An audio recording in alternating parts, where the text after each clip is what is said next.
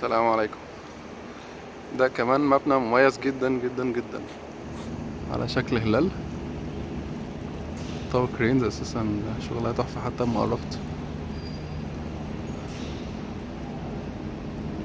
والاعمدة مش عارف باينة من هنا ولا لأ، بس حاجة رائعة،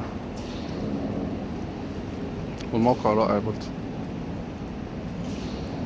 المكان في لوسيل قطر.